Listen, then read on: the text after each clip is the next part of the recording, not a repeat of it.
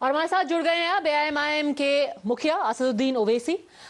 ओवैसी साहब, सबसे पहले जो आज शिवलिंग मिलने की बात की जा रही है, क्या ये अब प्रूफ है कि वहां पर मंदिर हुआ करता था जहां मस्जिद आज खड़ी है? देखिए, आज का कोर्ट का ऑर्डर सरासर पार्लियामेंट के 91 एक्ट के खिलाफ, सुप्रीम कोर्ट के जजमेंट के खिलाफ है। और मस्जिद की इंतजामिया कमेटी ने मीडिया को यह बयान दिया है कि वो शिवलिंग नहीं है, वो मस्जिद का फवारा है, फाउंटेन है। हर मसाजिद में फाउंटेन होते हैं।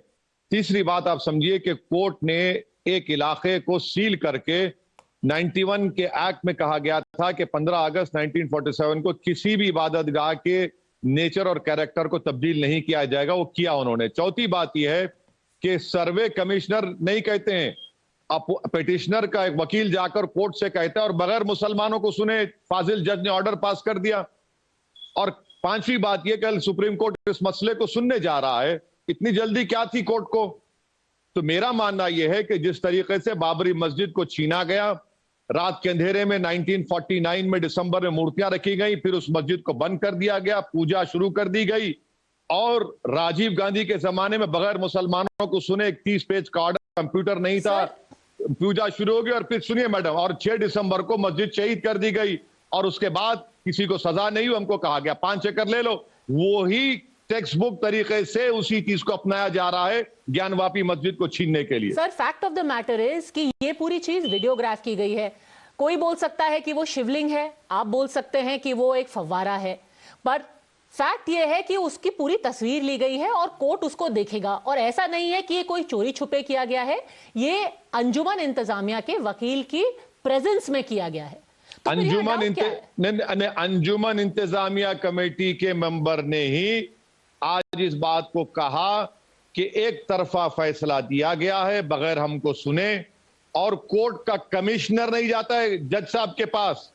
जब आप सर्वे कमिश्नर अपॉइंट करते हैं तो सर्वे कमिश्नर को जाना पड़ता कोर्ट के पास कि ये रिपोर्ट है, रिपोर्ट भी नहीं आती। और उसके 10 मिनट के अंदर उत्तर प्रदेश के डिप्टी चीफ मिनिस्टर ट्वीट कर देते हैं। मैं आपसे अर्ज कर रहा हूं कि लोअर कोर्ट सुप्रीम कोर्ट के फैसले के खिलाफ नहीं जा सकता, लोअर कोर्ट पार्लियामेंट के कानून के खिलाफ नहीं जा सकता। वो फवारा है, वो शिवलिंग नहीं है। अब आप बताइए कि आप नेचर और कैरेक्टर को क्यों चेंज कर? हाँ, तस्वीरों में दिख जाएगा। कोर्ट को कोई अख्तियार नहीं है 91 के एक्ट के तहत किसी प्रॉपर्टी, मस्जिद के नेचर और कैरेक्टर को बदलने का। आज का ये कोर्ट का फैसला, मैं तो कह रहा हूं कि मुसलमानों के इंस्टीट्यूशन पर हमला है ये कोर्ट का फैसला। सर, तस्वीर कोर्ट के सामने जाएगी, तस्वीर अंजुमन इंतजामिया के लॉयर के सामने ली गई है। अगर कल को तस्वीर दिखती है जिसमें शिवलिंग दिखता है, तो आप मानेंगे कि वहां शिवलिंग है? मैं 1991 के एक्ट को मानता हूं जो ये कहता है कि किसी मंदिर मस्जिद के नेचर और कैरेक्टर को जो 47 में थी उसको चेंज नहीं किया जाएगा।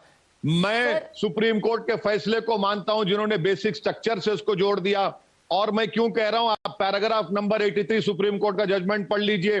पार्लियामेंट को इंटेंट क्या था इस कानून बनाने का, आप उस वक्त के होम मिनिस्टर का स्टेटमेंट पढ़ लीजिए।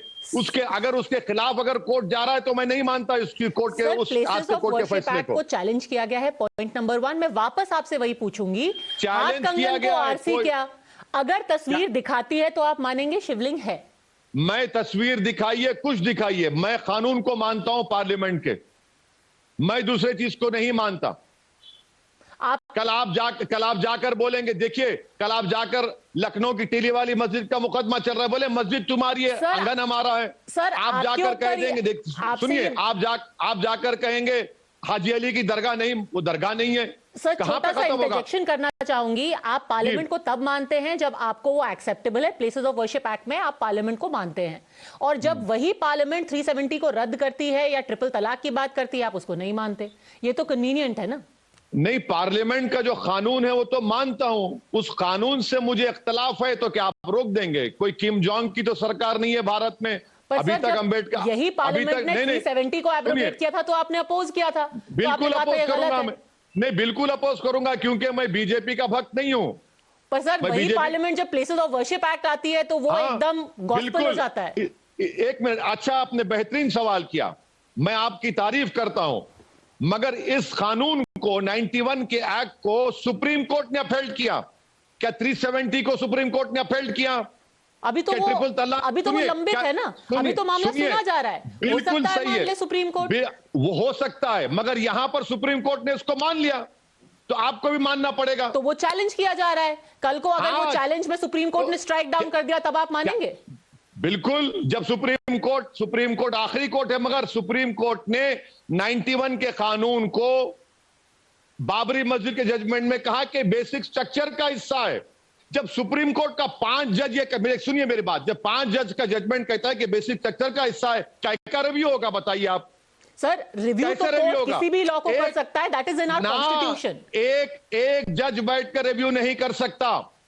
जब 5 जजेस ने उसको कह दिया कि अपहेल्ड करा और कहा कि this is part of the basic structure of the constitution, क्या क्या मैं आपको बताऊं? मुझे इजाजत दीजिए मैडम, मैं आपका टाइम ले लूंगा। नहीं सर, मैं आपसे, क्योंकि आपका वक्त बहुत कीमती है, आपको एक फॉलोअप सवाल मैं और पूछना चाहती हूँ। एक सेकंड, क्योंकि आप कोर्ट की बात करते हैं, पार्लियामेंट में हमने डिस्कस कर लिया, आपको जो पसंद आता है आप मानते हैं, जो पसंद नहीं आता आप नहीं मानते। मैडम मेरी बात सुनिए सर, एक काउंटर क्वेश्चन मेरी एक बात आपसे गुजारिश है कि सुप्रीम कोर्ट ने पैराग्राफ नंबर 83 में क्या कहा, आप जरा सुन लीजिए ताकि आपके देखने वालों को मालूम हो जाए। Places of worship act is intrinsically related to the obligation of a secular state. It reflects the commitment of India to the equality of all religions. और खत्म कर रहा हूं, आखिरी में क्या कहा, parliament has mandated in no uncertain terms that history and its wrongs shall not be used as instruments to oppress the present and the future. But sir, that same secular state also allows Hindu devotees to seek clarity on whether their temple exists. Well, I am not at all stopping anyone from going to court. But as far as the 1991 Act is concerned, a 5 judges bench of the Supreme Court has said that it relates to the basic structure of the Constitution. ठीक है, आप supreme court की बात बता रहे हैं। जब बात आती है इस वाराणसी कोर्ट की, इलाहाबाद हाई कोर्ट की, आप कह रहे हैं it is bad in law. क्यों? इसलिए कि लोअर कोर्ट सुप्रीम कोर्ट के जजमेंट का वायलेशन नहीं कर सकता। लोअर कोर्ट पार्लियामेंट से बनाए हुए कानून का वायलेशन नहीं कर सकता। ये लोअर कोर्ट 1991 में इसी डिमांड के ऊपर इलाहाबाद हाई कोर्ट ने स्टे दिया। बताइए वो स्टे है या नहीं है? और उसकी भी अभी हियरिंग चल रही है सर। आज हियरिंग थी और अब फ्राइडे को होगी, उस पे भी हियरिंग चल रही है, वो भी बेहतरीन बात आपने की, मैं आपको सलाम करता हूं। जब एक हाई कोर्ट एक मसले को सुन रहा है, लोअर कोर्ट कैसे ऑर्डर पास करेगा उसी मसले में? बताइए मैडम आप, मैं आपको सलाम करता हूं। चलिए, तो एक बात पे दो जगह हियरिंग नहीं हो सकती आप कह रहे हैं। फिर से मैं वापस तस्वीर की बात पे ही आपको ले आऊंगी। बहुत वक्त से यह कहा जा रहा था कि, और नंदी बुल तो है, आपको पता है कि ज्ञानवापी के कंपाउंड में नंदी बुल हैं और वो मस्जिद की तरफ अपना फेस कर रहे हैं। क्या किसी मस्जिद में, सर एक सेकंड मेरा सवाल सुन लीजिए, क्या किसी मस्जिद में समझ चुका हूं आपका, मैं कोई नंदी बुल होता है मस्जिद की तरफ मुंह किए हुए? मैं सवाल समझ सकता हूं, आप मेरे साथ चलिए, मैं तेलंगाना में आपको दिखाऊंगा कई नंदी बुल खड़े हुए हैं और आगे मस्जिद है, घर है किसी का। ये कौन सा, what kind of specious argument is this? Sir, that argument actually supports the claim that in many places temples were demolished to make mosques. Maybe there was a temple there also. I will not accept this theory because नहीं, मैं आपको मानता, इस theory को नहीं मानता हूं, क्योंकि पार्लियामेंट ने एक्ट बनाकर कह दिया कि 15 अगस्त 1947 को जो मंदिर और मस्जिद रहेगी वो उसी तरह रहेगी। ये आप की बार-बार बात करते हैं, पर आप एक बात को स्किप कर जाते हैं कि क्या कोई नंदी बुल मॉस्क की तरफ मुंह करके किसी आर्किटेक्चर में या किसी रिलीजन में होता है? आप मान रहे हैं कि मॉस्क के आर्किटेक्चर में नंदी बुल है? ये सर इसलिए भी नहीं हो सकता क्योंकि आइडल वर्शिप यानी कि बुत परस्ती इस्लाम में अलाउड नहीं है। तो नंदी बुल यानी कि आइडल मॉस्क में कैसे हो सकता है? आपको कई इबादतगाहें दिखाऊंगा जहां पर इस तरह के तस्वीर भी है, मसाजिद में, आर्कियोलॉजिकल सर्वे में है, देख लीजिए आप। मेरी बहस सुनिए, जो रिलीजन में बुत परस्ती अलाउड नहीं है वहां पे कैसे कोई स्टैचू हो सकती है मस्जिद में? अरे भाई, मैं अल्लाह की तरफ रुख करके सजदा कर रहा हूं, जिस तरह काबतुल्लाह है, जिस तरह मेरा किबला है, मैं क्या नंदी को सजदा कर रहा हूं? सर नंदी बुल मॉस्क में कैसे आ गई? अरे कैसे आ गई नहीं आ गई वो आप जाकर सुप्रीम कोर्ट को बताइए। मेरा मानना यह कि 91 के एक्ट के तहत वो वजू खाना है, वो शिवलिंग नहीं है। 91 के एक्ट के तहत आप किसी भी मंदिर और मस्जिद के नेचर और कैरेक्टर को तब्दील नहीं कर सकते। सर, एक तरफ लॉ है, एक तरफ लॉ है सर, और एक तरफ साक्ष्य यानी कि प्रूफ यानी कि प्रमाण है। नंदी पुल उसी तरफ, एक सेकंड सवाल पूरा कर लूं। ऐसा कैसे कोइंसिडेंस हो सकता है कि मस्जिद के अंदर नंदी और नंदी जिस तरफ अपना मुंह किए हुए है वहीं पे कथित तौर पर शिवलिंग मिलता है? मैडम मेरी बात सुनिए, वो मस्जिद के अंदर है, मस्जिद के बाहर है, मुझे उससे कोई कंसर्न नहीं है। मेरा कंसर्न है वो मस्जिद है, और 1991 के एक्ट के तहत, सुप्रीम कोर्ट के फैसले के तहत उसका नेचर और कैरेक्टर नहीं तब्दील किया जा सकता। मैं आपसे इस्लाम में बुत परस्ती के ताल्लुक से नहीं सीखना चाह रहा हूं। मैं जानता हूं कि तौहीद क्या है, मैं तौहीद परस्त हूं, इसलिए मैं आपसे कह रहा हूं कि मस्जिद है वो। आप कह रहे हैं कि वो मस्जिद थी, है और रहेगी। बिल्कुल इंशाअल्लाह। In the 1600s Hiuen Tsang spoke of Gyanvapi temple. एक चाइनीज ट्रैवलर ने बोला था कि यहां पर टेम्पल है। अहिल्याबाई होलकर ने सेंचुरीज बाद जाकर के वो मंदिर बनाया जहां पे था नहीं, उस कंपाउंड में। तो कई हिंदू भी हैं जो कह रहे हैं बाय वर्ड ऑफ माउथ हमें बताया गया है वो मंदिर था, है और रहेगा। एक बात सुनिए मैडम, मुझे यह सिखाया गया कि पूरी दुनिया में हर आदमी मुसलमान पैदा होता है क्योंकि बाबा आदम सबके अब्बा हैं। आप मानेंगे उस बात को? आपका बिलीफ है, आपको मुबारक हो। कानून को मानना पड़ेगा, एक्ट को मानना पड़ेगा। अगर मैं ये बोलूंगा कि नहीं मेरा बिलीफ है कि हर कोई मुसलमान पैदा होता है, तो आप बोलेंगे क्या बात है, क्या मजाक कर रहे हैं आप? तो मैं आपका कहूंगा कि एक्ट क्या है, कानून क्या है। आस्था आपकी जगह मुबारक, मगर देश चलेगा कानून से, देश चलेगा सुप्रीम कोर्ट के जजमेंट से, जिसको सुप्रीम कोर्ट ने 91 एक्ट को अपहेल्ड किया, 370 को भी अपहेल्ड नहीं किया, ट्रिपल तलाक के नए कानून को अपहेल्ड नहीं किया। जब देश को चलाना है तो आस्था पर नहीं, संविधान पर चलना पड़ेगा देश को। और प्रूफ भी सर, मैं बिलीफ की बात नहीं कर रही कि क्या मैं सोचती हूं, मैं प्रूफ की बात कर रही हूं कि क्या दिख रहा है। और आज लोगों को मुझे मस्जिद दिख रही है, इफ आई मे मैडम, मुझे मस्जिद दिख रही है। लोगों को वहां पर नक्काशी दिखी है जहां पर शंख है, त्रिशूल है, लोटस फ्लावर है, और ये तो तस्वीरें हैं हम सबकी आंखों के सामने। बहुत अच्छा है, बहुत अच्छा है। चलिए, मुझे उसकी फिक्र ही नहीं है, मैं कानून के हवाले से बात कर रहा हूं। मैं आपसे अभी आपको पढ़कर सुनाया था सुप्रीम कोर्ट का जजमेंट कि the parliament has mandated in no uncertain terms that history and its wrong should not be used as instruments to oppress the present and the future. Simple as that.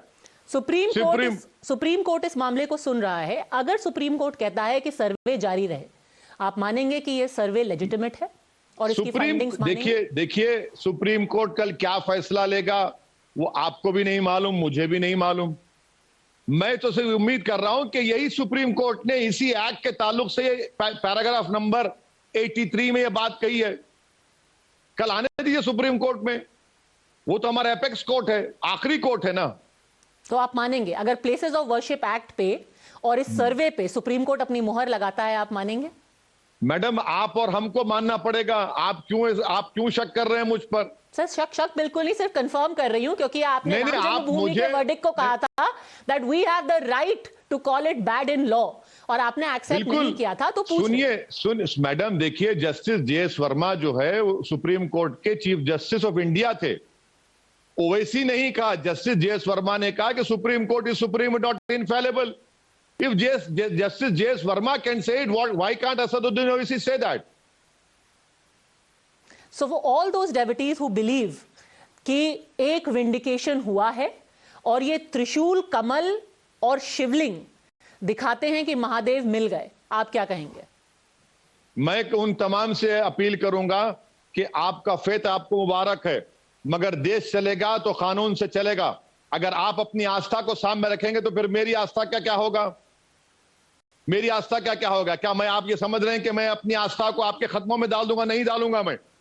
पर यही parliament ने नहीं किया था आस्था पे चोट, जब उन्होंने प्लेसेस ऑफ वर्शिप एक्ट, जो बेसिकली ये कहता है कि अगर आपका कोई प्लेस ऑफ वर्शिप है जिसका नेचर चेंज किया गया है तो आप उसके खिलाफ कोर्ट भी नहीं जा सकते। फिर तो ये भी आर्ग्यू किया जा सकता है that parliament crushed the belief. बिल्कुल, मैं तो ये कह रहा हूं कि बाबरी मस्जिद को भी उससे एक्सक्लूड नहीं करना चाहिए था। मेरा तो वो भी डिमांड है। मैं तो उस वक्त भी आज भी कह रहा हूं, गलत की उस, बल्कि बाबरी मस्जिद को भी ऐड करे तो मसले खत्म हो जाता था ना। पर आपने बाबरी मस्जिद क्यों एक्सक्लूड किया? आपने बाबरी मस्जिद को ऐड करना चाहिए था उसमें। पर आपने एक पूरी कम्युनिटी का ये हक ही ले लिया कि वो कोर्ट जा सके। How is that secular? आप कह रहे हैं कि सेक्युलर इंडिया में सबके पास हक होना चाहिए, पर एक पूरी कम्युनिटी को इस सरकार ने बोल दिया कि आप कर ही नहीं सकते। बेहतरीन बात आपने कही है, मैं आपको सलाम करता हूं। और दूसरी मर्तबा आपने तो मेरी मस्जिद को शहीद ही कर दिया बगैर कोर्ट के फैसले के। आपने तो मुझसे सुने बगैर मेरी मस्जिद के ताले खोल दिए और पूजा शुरू कर दी। कोर्ट किसी को सजा नहीं देता जो मस्जिद शहीद किए। और एक महाराष्ट्र का चीफ मिनिस्टर मुझे गाली देता है, जो जानवरों का एक्सपर्ट है, वो कहता है कि मैं खड़ा हुआ था, मस्जिद शहीद हुई, तो जाकर कोर्ट को कहना था कि मैंने तोड़ा मस्जिद को। हिम्मत थी जब? नहीं कहा उसने। एक मुख्यमंत्री महाराष्ट्र का विधानसभा में खड़े होकर कहता है कि हमारी पार्टी ने तोड़ा और किसी को सजा नहीं होती। क्या क्या आप कबूल करने, हमको क्या कबूल करना चाहिए? मैडम, मेरी डिग्निटी कुछ है ही नहीं है, बताइए ना। मैं आपसे कह रहा हूं कि अगर औरंगजेब जिम्मेदार है पेट्रोल डीजल की कीमत का? क्या औरंगजेब जिम्मेदार है इन्फ्लेशन का? क्या औरंगजेब जिम्मेदार है भारत में अनएम्प्लॉयमेंट का? क्या मुगल जिम्मेदार है इस मुल्क में जो किसान मर रहा है? अरे आप देश को संविधान से चलाइए, देश को एक्ट से चलाइए जो आपने पास किया है। अगर आप सब चीज 800,000 साल पहले हुआ तो इस इंडिया कैसे बना? इंडिया बना अफ्रीका से, अफ्रीकन आए थे सर, उसके बाद ईरान से फार्मर्स आए थे। आप तो सिर्फ 1000 साल की बात करते, मैं तो 50,000 साल की बात करूंगा। जब फिर सर पेट्रोल डीजल का आर्ग्यूमेंट तो also applies to the Muslim side. लोग ये भी आर्ग्यू कर सकते हैं कि उसको मस्जिद के ऊपर फाइट करके आपका पेट्रोल का प्राइस कम नहीं होगा। मैं आपको बता रहा हूं, मैं आपको बता, जब दोनों साइड अड़ते हैं। मैं आपको यह कह रहा हूं कि हर चीज मुगलों की जिम्मेदारी है। आबादी बढ़ रही, मुगलों की जिम्मेदारी। हिजाब मुगलों की जिम्मेदारी, तो पेट्रोल की जिम्मेदारी भी मुगलों पे डाल दो। देश में अनएम्प्लॉयमेंट भी मुगलों पे डाल दो। किसान की खुदकशी अनएम्प्लॉयमेंट डाल दो। इन्फ्लेशन भी मुगलों पे डाल दो। और नरेंद्र मोदी दूध के दूल्हे हैं, वो प्रधानमंत्री नहीं है, मुगल प्रधानमंत्री है। यही कहना चाह रहे हैं क्या? सर राइट टू प्रैक्टिस, आप बताइए। राइट टू प्रैक्टिस रिलीजन तो हर किसी को मुहैया होता है, उससे पेट्रोल और डीजल का कुछ लेना देना नहीं है। तो हम आपसे क्या, मैं कोर्ट जा सकते हैं। Right to practice the religion आपको भी हक है, मुझे भी हक है, उसके डिनाई नहीं कर रहा हूं। मगर आप जब राइट टू प्रैक्टिस की बात कर रहे हैं, संविधान का हवाला दे रहे हैं आप, तो संविधान 1991 एक्ट को भी मानता है, मानिए ना। ठीक है, सुप्रीम कोर्ट कानून को मानता है, मानिए फिर आप। ठीक है, सुप्रीम कोर्ट जो भी कहेगा हम सब मानेंगे, क्योंकि आखिर में आपने औरंगजेब की बात उठाई। इस वक्त पे जब ये मामला इतना सेंसिटिव है, औरंगजेब के टूम पर जाना क्या एक पूरी कम्युनिटी को इंसल्ट और प्रोवोक करना नहीं है? आपको मालूम कौन से कानून में लिखा हुआ है कि नहीं जाना चाहिए? सर कोई कानून नहीं है, पर ये सेंसिटिविटी तो है। सुनिए, ऐसा हुआ कि हिटलर की ग्रेव पर जाकर के कोई वहां पर कसीदे पढ़े और कहे कि हिटलर को हम सलाम करते हैं और उन पर चादर चढ़ाए। तो आप जाइए हिटलर के पास, जिसको जाना है जाइए। हम तो नहीं कहेंगे कि मत जाइए। वो जो हिटलर का दीवाना है, चाहने वाला है, वो जाएगा। मगर मैं आपसे आपको एक बात बताना चाह रहा हूं कि क्या वो प्रोटेक्टेड मॉन्यूमेंट नहीं है? नहीं है प्रोटेक्टेड मॉन्यूमेंट। वो प्रोटेक्टेड मॉन्यूमेंट है। अगर प्रोटेक्टेड मॉन्यूमेंट है तो कौन प्रोटेक्ट कर रहा है? देश का प्रधानमंत्री प्रोटेक्ट कर रहा है। देश का प्रधानमंत्री प्रोटेक्ट कर रहा है औरंगजेब की खबर को। और सवाल मुझसे कर रहे हैं आप। वहां पर मैडम देखिए, हर चीज को अगर आप जो बीजेपी कोशिश कर रही है, हर चीज को किस राह पर लेकर जाना चाह रही है, हम समझते हैं किस राह पर, क्योंकि वो जान चुके हैं कि अब उनके पास मुद्दा कुछ भी नहीं है। तो निकाल दो, हर चीज मुगलों पे डाल दो और अपने आप को बचा लो। Fair enough. There are many opinions also about whether in a country like ours there should be a tomb of Aurangzeb. आखिर में आप मानते हैं औरंगजेब आक्रांता थे, कि ये गलत है कि हमारे देश में औरंगजेब की कब्र रहे? मैं संविधान का स्टूडेंट हूं और संविधान का स्टूडेंट रहूंगा। देश की आजादी में जितना हिंदू भाइयों ने हिस्सा लिया उतना मुसलमानों ने लिया। देश की आजादी में आरएसएस संघ परिवार ने एक कतरा खून नहीं बहाया, बल्कि अंग्रेजों के साथ मिले हुए थे। देश की आजादी के लिए मैं औरंगजेब को नहीं, अल्लामा फजल खैराबादी को क्रेडिट देता हूं, जो फांसी पर चढ़ गए और अंग्रेजों से माफी नहीं मांगे। रेशमी रुमाल की तहरीक में हुसैन अहमद मदनी, महमूदुल हसन माल्टा की जेल में थे, वो मुसलमानों को मानता हूं। इस्लाम अगर इस देश में आया तो मुगलों से नहीं आया, सूफियों से आया, तौहीद परस्तों की वजह से आया। अब जो पेट्रोल जो बढ़ रहा है, हाँ मैं औरंगजेब को उसका जिम्मेदार मानता हूं। इन्फ्लेशन है, औरंगजेब को उसका जिम्मेदार मानता हूं। जो बच्चे बेरोजगार है उसको औरंगजेब उसका मैं जिम्मेदार मानता हूं। But demolition of 100 temples Aurangzeb को जिम्मेदार नहीं मानते आप? फिर आप जाइए, जैनों के मंदिर को किसने तोड़ा था, बौद्ध के मंदिरों को किसने तोड़ा था, और फिर 50,000 साल पहले अफ्रीका से लोग आए थे, 40,000 साल पहले ईरान से किसान आए थे, 1,000 साल पहले अरब, पर्शियन, उससे पहले हान्स आए थे। अगर आप हिस्ट्री का बहस करना चाह रहे हैं तो कभी प्रोग्राम रख दीजिए, हम आ जाएंगे। ठीक है, until then, thank you very much, Mr. Thank you Owaisi, madam, for thank you, speaking thank to you, us. Thank you, thank you. Important day in court as well. Thank you.